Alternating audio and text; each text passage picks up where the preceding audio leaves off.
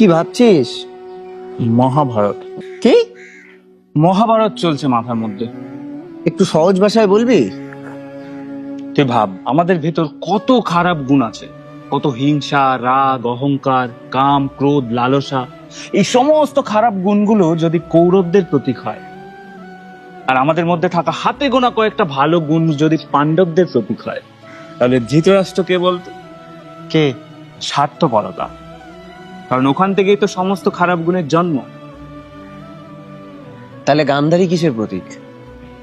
তা গান্ধারীর চোখ ছিল, তাও পট্টি বেঁধে রাখ। চোখের সামনে থাকা সত্যিটাকেও দেখতে পেত না। অন্ধবিশ্বাস। কারেক্ট। আর পিতামহ ভীষ্ম? দায়িত্ববোধ। শকুনি? মাথা। আর আমাদের ভগবান শ্রীকৃষ্ণ?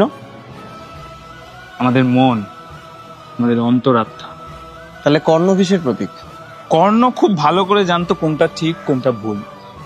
মানে ধর্ম অধর্মের জ্ঞান ওর ছিল, কিন্তু তাও অধর্মের সাথ দিয়েছে।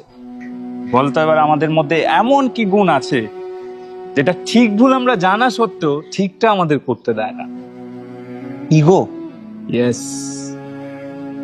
তাহলে দ্রৌপদী কিসের প্রতীক? কুরুক্ষেত্রের যুদ্ধ কেন হয়েছিল বলতো? সিংহাসনের জন্য।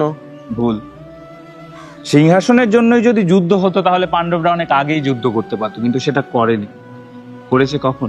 দ্রৌপদীর বস্ত্রহরণের পর। ইয়েস। তাই দ্রৌপদী এখানে আমাদের আত্মসম্মানের প্রতীক। আর আমাদের আত্মসম্মানে যখন আঘাত লাগে, তখন আমাদের হাতে গোনা যে ভালো কয়েকটা গুণ আছে, তারা আমাদের ভেতর ভেতর হাজারটা তামসিক গুণ, মানে খারাপ গুণগুলোর সাথে যে ক্রমাগত যুদ্ধ চালিয়ে যায়, সেটাই কি আসল কুরুক্ষেত্র নয়? কারেক্ট।